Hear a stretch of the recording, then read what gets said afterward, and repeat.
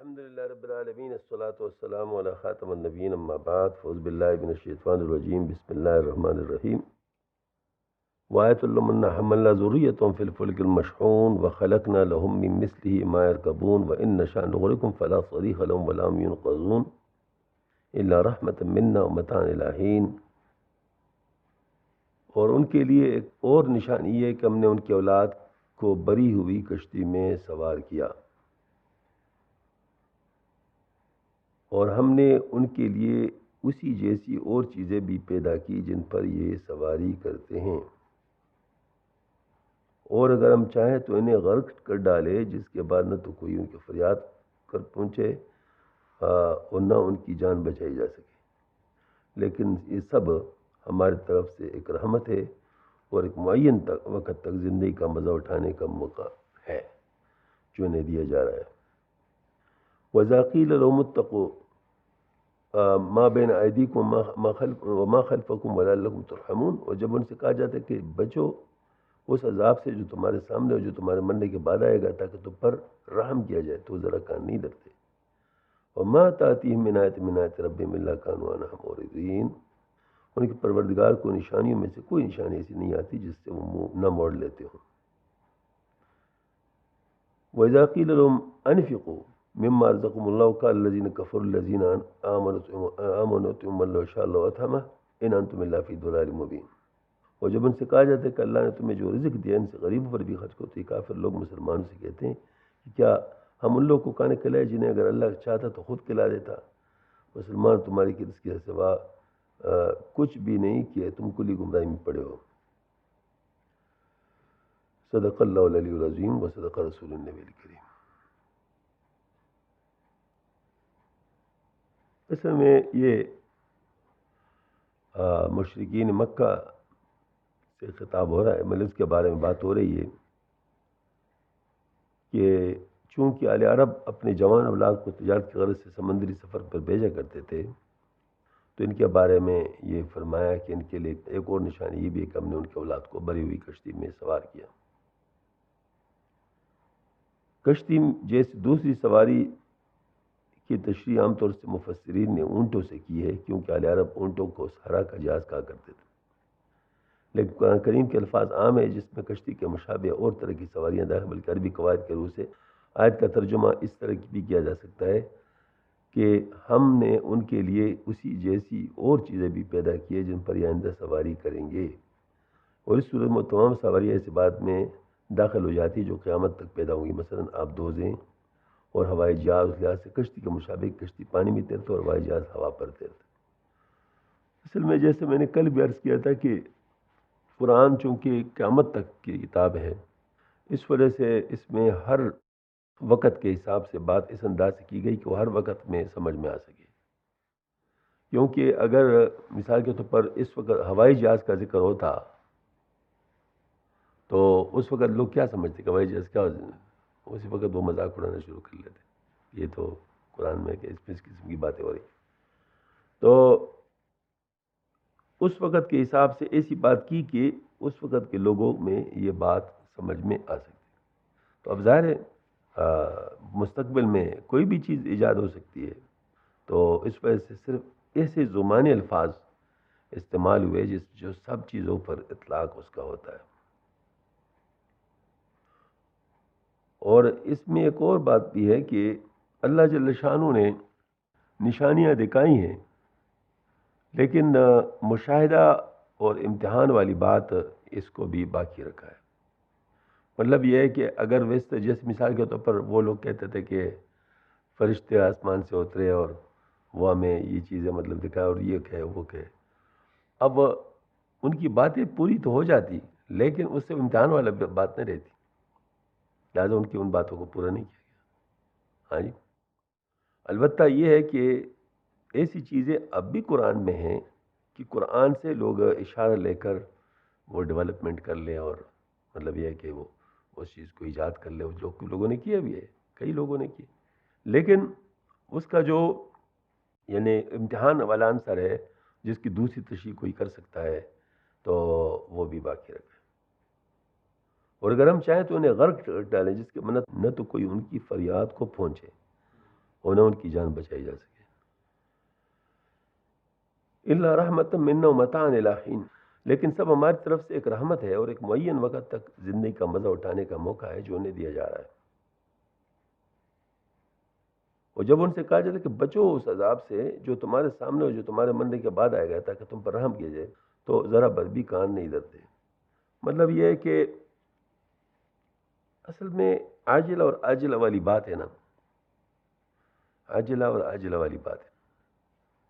اب دیکھیں عاجلہ میں یہی ہے مزے دنیا کے چیزوں کے، اور عاجلہ میں اس کے نقصانات ہیں اگر وہ ناجائز ہو یا وہ غلط ہو.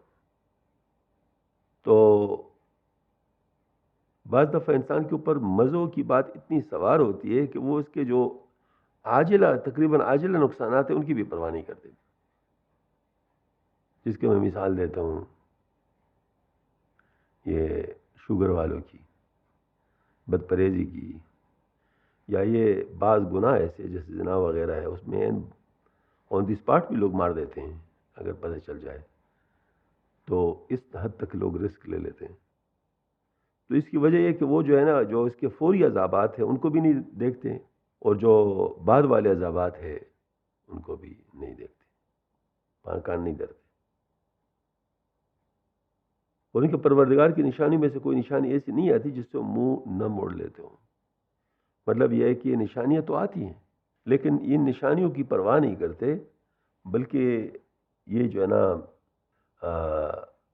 اپنا منہ دوسری طرف کر لیتے ہیں. مطلب جواب اگر نہیں دے سکتے تو ہمارے پشتوں میں کہتے غوگونی پزان روا شول، یعنی بھائی غوگونی پزان روا شول کا ترجمہ کیا ہوگا؟ آنکھوں کو کانوں کو اپنے پر بھلے پرواہ نہیں کی. ہاں جی، تو یہ بات کر لیتے ہیں. اور جب ان سے کہا جاتا ہے کہ اللہ نے تمہیں جو رزق دیا ہے ان میں سے غریبوں پر بھی خرچ کرو، تو یہ کافر لوگ مسلمانوں سے کہتے ہیں کہ کیا ہم لوگوں کو کھانا کھلائے جنہیں اگر اللہ چاہتا تو خود کھلا دیتا. تو مسلمانوں کو وہ کہتے ہیں تمہاری حقیقت اس کے سوا کچھ بھی نہیں کہ تم کلی گمراہی میں پڑے ہوئے ہو. یعنی مسلمانوں اللہ تعالیٰ کی طرف سے نہیں بلکہ وہ کفار کی طرف سے مسلمانوں کو کہا جا رہا ہے کہ تم پر مطلب جو ہے وہ کیا تم کلی گمراہی میں پڑے ہو. یعنی کمال کی بات یہ ہے کہ، اور یہ میرے خیال میں شاید جو مالدار مسلمان ہوتے ہیں ان کے بھی کچھ اس قسم کے خیالات بن جاتے ہیں. ہاں جی، کہ وہ سمجھتے ہیں کہ شاید یہ غریبوں کو ہم کیوں دیں، اگر اللہ پاک چاہتے تو ان کو اللہ تعالیٰ خود کھلا دیتے. حالانکہ اللہ پاک براہ راست تو کھلا سکتا ہے لیکن کھلاتا نہیں. جیسے اسباب ہے، اب کوئی مزدوری کرتا ہے تو مزدوری سے وہ کماتا ہے تو اللہ اس کو کھلاتا ہے، تو اس طریقے سے کسی اور کے ہاتھ سے بھی اس کو کھلاتا ہے.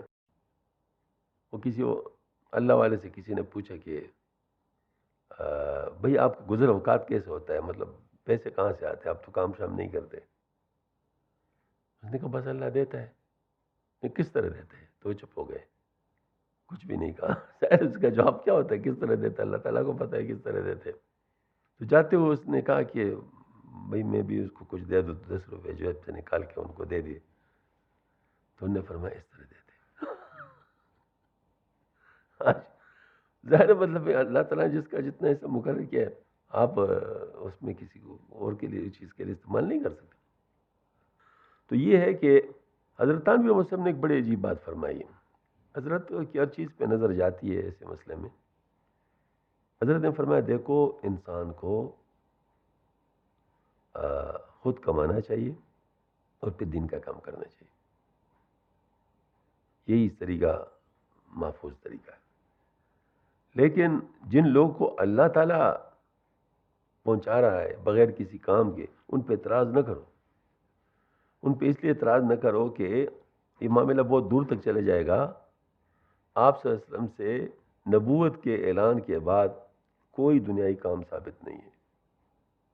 ان نے کوئی مزدوری کی ہو یا کوئی اس طرح نہیں، بس وہ نبوت کے اعلان سے پہلے پہلے تو کام کیے ہیں، اس کے بعد کوئی کام ثابت نہیں. بس اللہ پاک جو اور لیکن حوصلہ اتنا زیادہ تھا اور صبر، اور کہ اگر نہ ملتا تو روزہ رکھتے، مل جاتا تو کھا لیتے.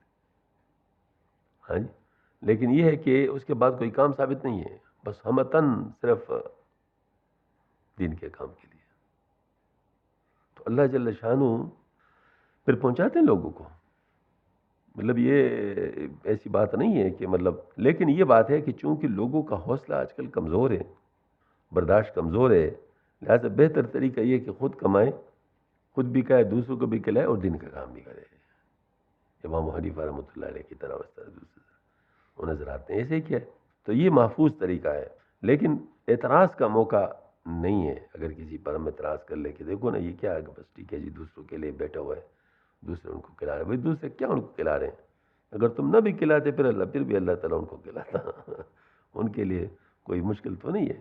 یا حضرت شاہ عبدالعزیز دواجو رحمۃ اللہ علیہ، ان کا یہ تھا کہ بس ان کا ایک چھوٹا سا کمرہ تھا، اور جب مہمان آتے تو ان کے اندر جاتے اور بس وہ چیزیں باہر لاتے. ان میں تیار پلاؤ بھی ہوتے تھے، تیار چیزیں بھی ہوتی تھی، فروٹس وغیرہ بھی ہوتے تھے، بس وہ کھلاتے رہتے تھے. تو یہ تو کوئی بات ہی نہیں ہوئی. مطلب اللہ پاک ان کو براہ راست بھی کھلانا چاہتا ہے، کھلا سکتا ہے، لیکن ہر ایک کے ساتھ ایسا معاملہ نہیں ہوتا.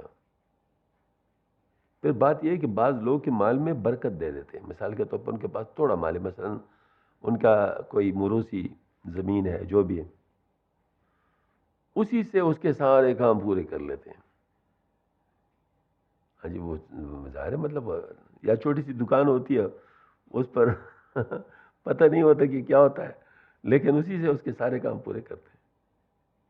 کوئی ایسا ذریعہ اللہ تعالیٰ ان کے لیے بنا دیتے ہیں کہ وہ ان کی ان کا سارا کام ہوتا رہتا ہے. تو اس وجہ سے یہ نہ تو کہ اگر ہم نہیں دیں گے تو ان کا کام کیسے ہوگا. ایسی بات نہیں ہے. اللہ تعالیٰ جن کو کھلانا چاہتا ہے وہ براہ راست بھی کھلا سکتا ہے، اور اپنے طور پر دوسرے اسباب بھی بنا سکتے ہیں. وآخر دعوانا الحمدللہ رب العالمین. ربنا تقبل منا انك انت السميع العليم وتب علينا انك انت التواب الرحيم. سبحان ربك رب العزة عما يصفون وسلام على المرسلين والحمد لله رب العالمين برحمتك يا ارحم الراحمين.